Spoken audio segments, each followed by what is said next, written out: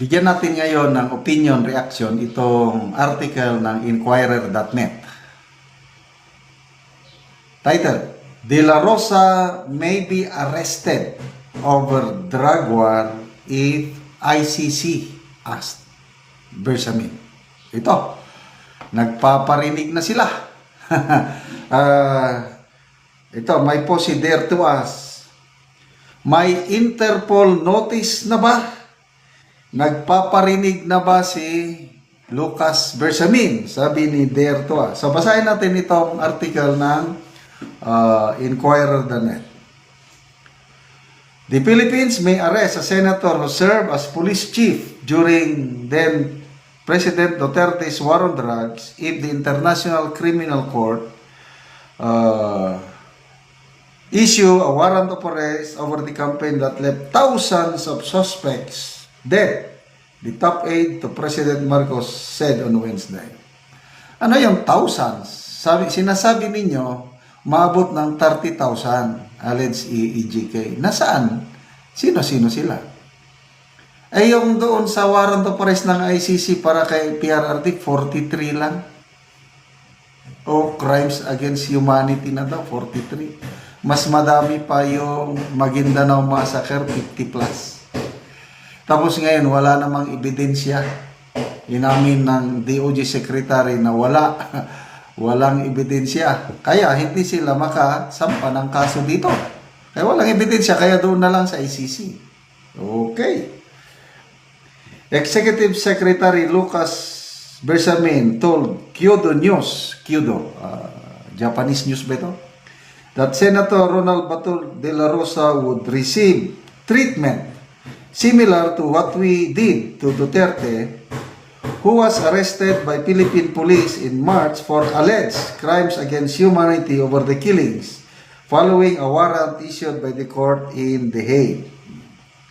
Although the Philippines withdrew from the ICC in 2019 under Duterte, authorities are obliged to cooperate with court warrants as the country remains a member of Interpol, which facilitates ICC warrants. Bersamin, a senior member of Marcos' cabinet, spoke after De La Rosa won re-election with the third highest number of votes among contested Senate seats in the Philippines midterm in May. Itong sabi ng ES, if there is an Interpol notice, we proceed. But if the Supreme Court comes out with a ruling that says you must afford full due process before you surrender anyone, that's what we are going to do. Ay, salamat naman. In June, Duterte filed a petition with the ICC seeking temporary release to allow him to stay in another country. The court has yet, it is up, sabi ni Bersamin, it is up to the ICC to make that decision. It's really a matter of us not having anything anymore to do with the case. Ganun ba? Official government data show that 6,200 people were killed in the brutal anti-narcotics campaign under Duterte, who served as president from 2016 to 2022, though human rights groups put the figure much higher.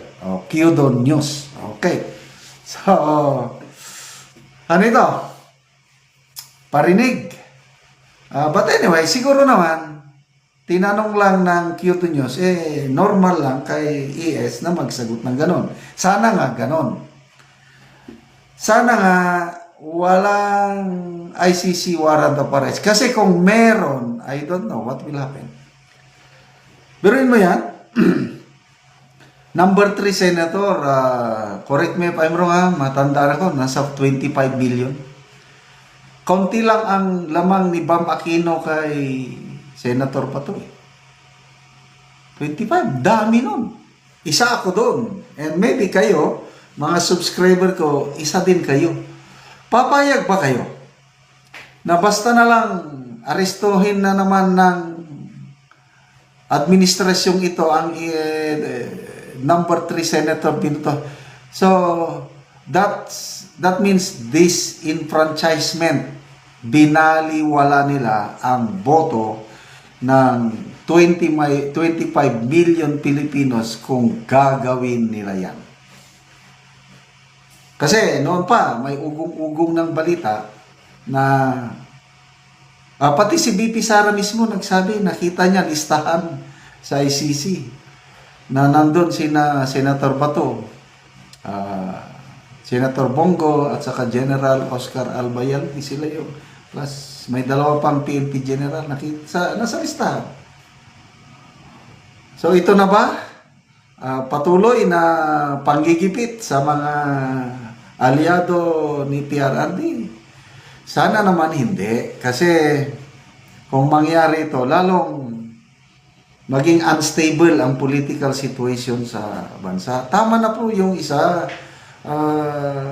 Wala na po kaming magagawa dahil nandun ang aming minamahal na Tatay Digong, ang amin na lang dalangin. Ako, I am always praying sa kalagayan ni PRRD na sana yung kalusugan niya, makayanan niya lahat ito, tulungan siya ng Diyos at yung interim release nila sana ma-approve. Yun na lang, dasal, di ba? Marami sa atin ang nagdadasal. So, sana wag nang dagdagan pa ng political anong tawag ko dito. Kasi magre-react ang magre-react na naman ang taong bayan. Pag sitting senator, aarestuhin mo. And I don't know what will happen kasi kung equal branches of government yan Senate. Paano kung sasabihin ng Senate President na, no way! Hindi nyo pwedeng arestuhin kasi kung ako ang Senate President, kung equal ko ang executive, hindi ko papayagan. Kahit ano. Kasi, nangyari na yan May mga kongresista noon, aarestuhin sana. Nagtago lang sa Batasang Pambansa. Batasan 5 ang tawag nakalimutan ko. Hindi sila naaresto ng pulis kasi nasa loob sila ng compound ng Batasan, yung kamara ngayon, Batasang Pambansa. Ganyan din mangyayari niyan. Co-equal branch of government, hindi nyo pwedeng arestuhin. Maliban lang kung mayroon na namang matapang general dyan na baliwalay niya. Yun. So magkakaroon na naman ng dagdag kaguluhan sa politika sa bansa, which is not good for our economy. Sana wala ang ito. Naintindihan ko kung minsan dahil kung tinanong siya ng foreign media, okay lang yung ganong sagot. Kasi sabi niya, depende daw sa ICC.